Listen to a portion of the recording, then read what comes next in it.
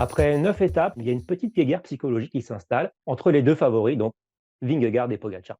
Cette étape des chemins, donc entre 3 et 3 que tout le monde attendait, nous en tant que suiveurs, avec, intérêt et peut-être une certaine crainte pour certains coureurs, a été vraiment une caricature de ce que sont Vingegaard et Pogačar et leurs équipes respectives. Donc on a vu un Pogačar tel qu'on le connaît, qui attaque de loin, qui part avec Remco, qui en remet une, bref, qui a été offensif, qui voulait profiter de cette journée pour gagner du temps. On comprend, c'est quand même le double vainqueur des Strade Bianche, il est à l'aise, on l'a encore vu techniquement, il y a pas de souci, il a pas peur de se lancer dans la bagarre de loin. Il a essayé. Il veut prendre du temps, ça aussi on le sait, sur, Vingegaard dans l'optique de ce qui peut se passer éventuellement dans les 2 semaines à venir. À l'inverse, on a eu un Vingegaard, je pense qu'au départ, le but, c'était vraiment ne pas perdre de temps. On s'en fout d'en gagner. Ce qu'on veut, c'est ne pas en perdre. À noter quand même aussi qu'il a été très, très bien entouré par ses coéquipiers qui ont maîtrisé la course, hein, qui ont fait en sorte de rouler quand ça a temporisé un peu. Alors, d'apparence, ils n'ont pas forcément de raison de rouler, ce ne sont pas les leaders, mais ils voulaient une course la plus contrôlée possible. Parce que quand ça roule moins, ça attaque. Et quand on a vu Vingegaard sortir avec Remco et Pogacar et ne pas rouler, on l'a vu encore avec toujours Pogacar sans Remco cette fois et avec Jorgensen ne pas rouler, il restait une vingtaine de kilomètres. Là, il n'y a pas Remco Evenepoel. C'est l'occasion de piéger le Belge.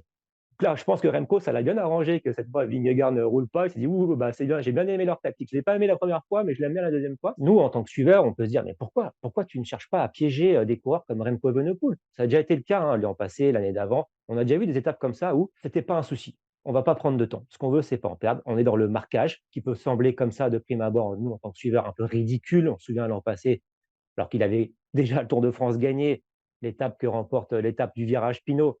On a un Vingegaard qui ne roule pas avec Pogacar alors qu'il n'avait aucune raison. On se rappelle aussi même la caricature extrême sur les Champs-Élysées, Van Hooijdonk qui ne roule pas avec Pogacar. Donc ils ont un plan, c'est comme ça, il faut le respecter. Ce plan, hein, je pense, met un petit doute dans la tête de Pogacar, parce qu'il faut se rappeler qu'au départ de ce tour, il y a évidemment l'inconnu, un grand point d'interrogation sur la forme de Vingegaard. On a quand même eu une réponse dans le San Luca assez rapidement lors de la deuxième étape, perd un peu de temps dans les Galibier, etc. Mais on sait que le Danois marche. Est-ce qu'il sera de mieux en mieux? Est-ce que son déficit de préparation va faire qu'en 3e semaine, ça va être moins bien? Un peu comme, Pogacar l'an passé, hein. Il avait un peu coincé en 3e semaine parce qu'il s'était cassé le scaphoïde à Liège. Que ce sera pareil pour le Danois?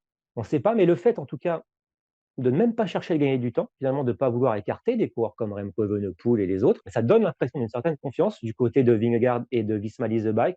Nous, c'est pas notre problème. Les chemins, ce qu'on veut, c'est pas perdre de temps. On a des étapes en tête. On sait que c'est leur spécialité de pointer certaines étapes. Ils ont peut-être donc eu des étapes dans les Pyrénées, des étapes dans les Alpes, évidemment, le chrono final. On sait qu'ils n'avaient pas repéré le chrono, le premier chrono de cette semaine de 25 bornes. En revanche, on peut dire qu'il a parfaitement repéré, à l'instar de celui de Comboul l'année dernière, le chrono final entre Monaco et Nice. En tout cas, il y a cette petite guerre psychologique qui s'installe, ça c'est sûr et certain. À l'arrivée, hein, Pogacar s'est un petit peu énervé en interview en disant il ne roule qu'en fonction de moi, ne calcule pas, il ne se préoccupe pas des autres, hein, donc des Evenepoel, Ayuso, Almeida, etc., etc. Mais c'est vrai, je pense que Vingegaard et son équipe ne se focalisent que sur Pogacar. Les autres n'existent pas dans leur tête. C'est le match, il est face aux Slovènes et c'est tout. Il sait qu'il va les battre. Alors est-ce que ça va pas énerver Pogacar? Enfin, si, ça l'a énervé d'ailleurs, mais est-ce que le fait de l'énerver ne va pas euh, faire que Pogacar va se dire, OK, pas lundi, jour de repos, pas mardi, mais par exemple mercredi sur l'étape du Lioran, l'énerver et donc le faire attaquer de loin, de mettre Vingegaard sous pression et au final faire céder Vingegaard qui peut-être n'est pas encore tout à fait aussi fort que Pogacar d'un strict point de vue physique. Peut-être, c'est peut-être le risque, mais ce qui se cave aussi chez Visma Lease Bike, c'est que Pogacar, c'est presque tentant de le faire s'énerver, de le faire le foufou, de le faire attaquer de loin. C'est comme ça finalement qu'ils l'ont battu lors des 2 derniers Tours de France. C'est en le poussant à la faute, en le faisant attaquer de loin notamment. On se rappelle hein, du Granon, mais il y a eu d'autres occasions, au Takam, etc.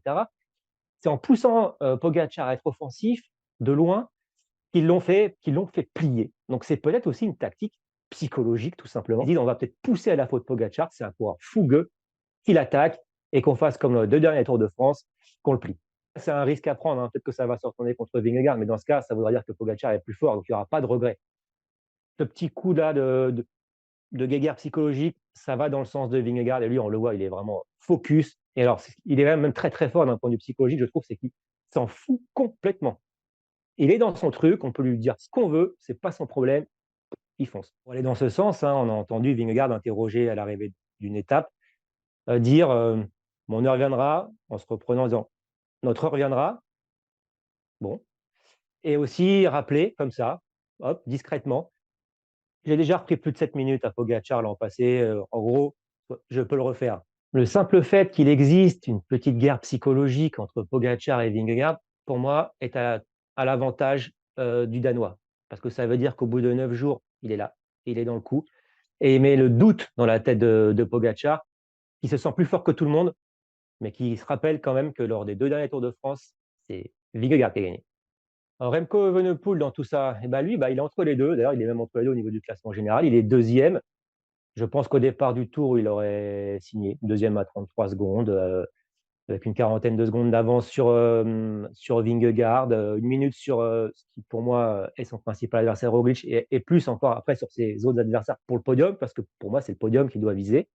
Il dit top 5, mais encore une fois, c'est le podium. Il aura peut-être pu espérer prendre le maillot jaune, hein, c'était certainement dans un coin de sa tête quelque part, c'était un de ses scénarios. 2e, c'est bien et lui, il est vraiment entre les 2 parce qu'on sent qu'il a un plan, comme Levis Malizeba, alors pas pour gagner, mais en tout cas pour son top 5, podium. Étape, c'est fait, il a gagné le chrono, donc ça, c'est une case qu'il a cochée. Et on sent qu'il est quand même depuis le départ, et à juste titre, on peut le comprendre, sur la retenue. Et après, il y a eu ce dimanche à 3. Les coureurs ont eu des journées, pour eux, hein, bien sûr, des journées faciles avant. Il y a repos lundi, mardi, c'est une étape facile aussi pour un coureur comme Remco Evenepoel. Et ben, il s'est lâché. Il a fait du Remco. Là, du plan de Visma, il est passé à la folie de Pogačar. Il s'est lâché. On aime évidemment, après, c'est vrai, comme l'ont dit Jackie et Steve, c'était quand même pas très bien senti, quand même, tactiquement, de partir à 80 bornes de l'arrivée avec derrière des collectifs de Visma Leasebike, d'Ineos, de Red Bull Bora. Donc, c'était pas très bien joué, mais nous, on a aimé. Voilà. Après, il s'est vite calmé. Et en tout cas, moi, ça me laisse à penser que sur l'étape du mercredi, donc l'étape du Lioran, après, pareil, lundi repos, mardi facile, jeudi facile, vendredi facile, avant l'étape des Pyrénées.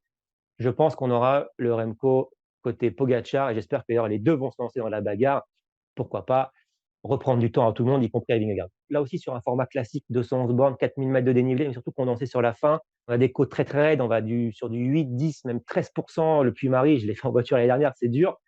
C'est des étapes qui correspondent parfaitement à Remco Evenepoel, l'inconnu haute montagne, mais cette étape, non, c'est pas une inconnue. On sait que sur ce terrain-là, style Liège, Classica, San-Sébastien, Remco, il excelle. Pogačar, il excelle partout. On peut être sûr que si Remco attaque, Pogačar va l'accompagner, en raison du parcours et en raison de la configuration. C'est vrai que si on avait eu les Pyrénées dès le lendemain, j'en aurais pas attendu grand-chose du coup, ça aurait été une bataille d'outsiders. Le 4e larron, c'est Roglic évidemment. Quand je faisais le petit bilan dans ma tête, je me disais: «Bah, quand même, c'est le 4e, hein, donc c'est celui qui est le plus loin, c'est celui qui n'aura peut-être pas signé pour être 4e, comptablement en tout cas». Et après je me dis: «Bah, il s'en tire quand même pas mal» parce que San Luca, il est pas dans le coup. Dans l'étape du Galibier, il arrive, il reprend 2 secondes à Vingegaard alors qu'au sommet, il est loin. Le chrono, il reprend que 3 secondes à Vingegaard, il en perd sur Pogačar, mais bon, finalement, il est quand même là. Sur l'étape des chemins, il était quand même un peu en difficulté toute la journée, il est là. Il est le sparadrap qui est là et qu'on peut faire confiance pour qu'il reste collé jusqu'au bout.